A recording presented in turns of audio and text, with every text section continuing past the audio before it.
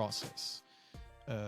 If I can link this to what's happening right now on the Ukrainian border, we've seen that there's talks about between Russia and the USA, and the first people to be actually on the talks are the USA and Russia, and not Europe in this case. So in this case, the USA is again controlling the process of how to deal with the diplomacy aspect of international affairs. Well, it goes deep. A large part of the conflict goes back to the decision of the United States, first by George W. Bush, 2008, then reaffirmed by Obama, to invite Ukraine to enter NATO. Now, no Russian leader is likely to accept that.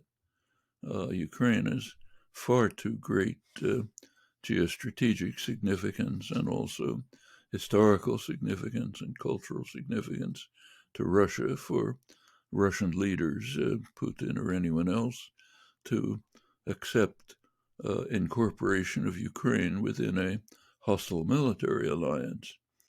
Long background to this.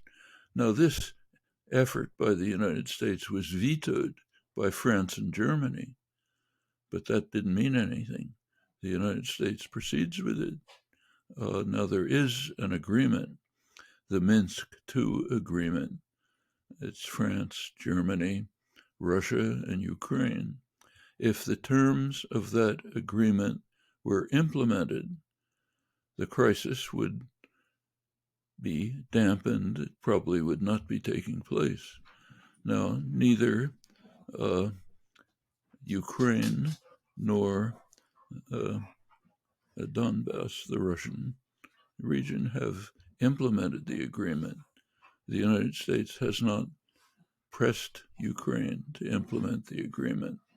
So there's problems on all sides. But if Europe had a really independent role in world affairs, it could be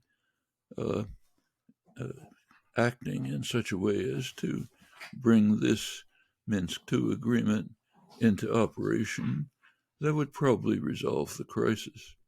There's very good scholarship on this.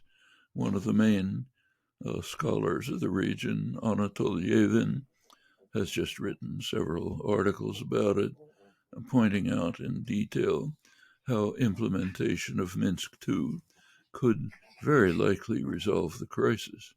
Of course, that would mean withdrawal of the U.S.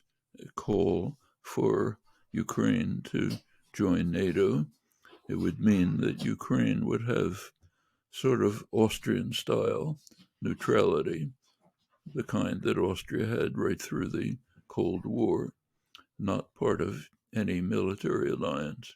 It would mean that there'd be some kind of federation in Ukraine, which would provide degree of autonomy to the Donbass region, demilitarization, a couple of other conditions.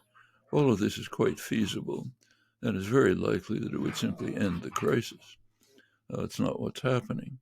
The United States, under strong internal pressure from right-wing and also centrist opinion, is moving towards intensifying the crisis. So is Putin, by putting troops surrounding Ukraine, 100,000 of them. So it's as Yevin himself says, this is the most dangerous crisis in the world right now, and also the most easily settled. It's both.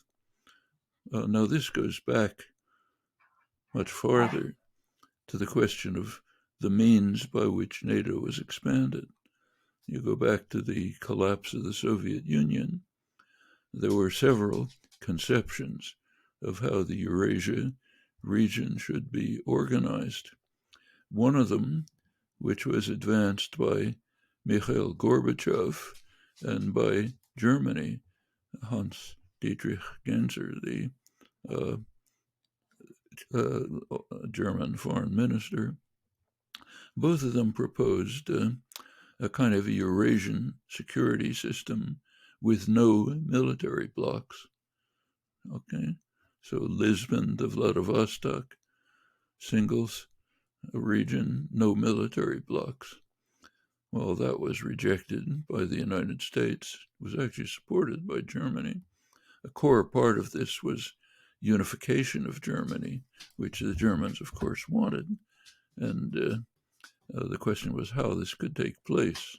Remember, for Russia, unification of Germany is not a trivial matter. Germany alone had virtually destroyed Russia several times during the past century.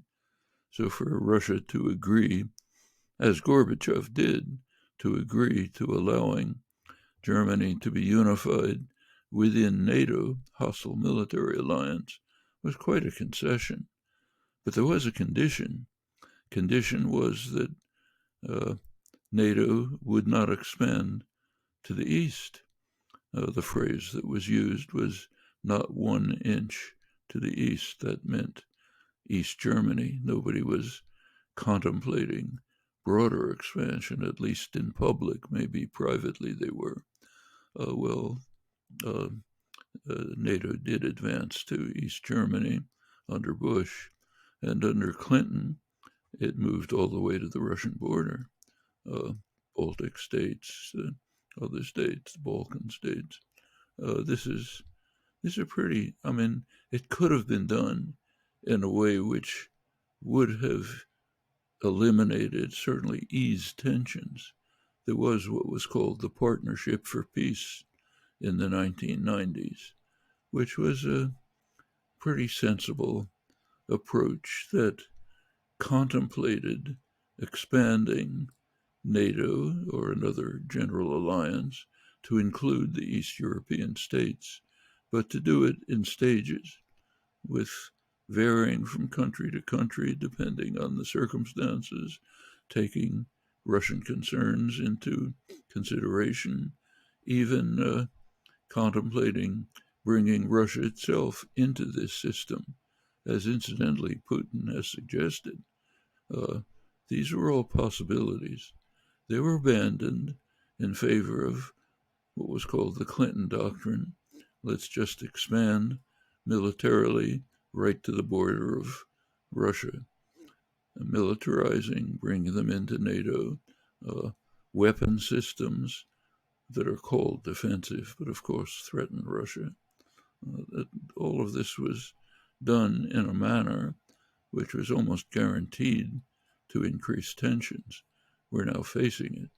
Ukraine is a central part. And what's happening, as Yevin correctly says, is extremely dangerous, but also has a solution, one in which Europe would play a central role. But that, of course, requires that Europe take up the option, which it has always had, to become an independent force in world affairs.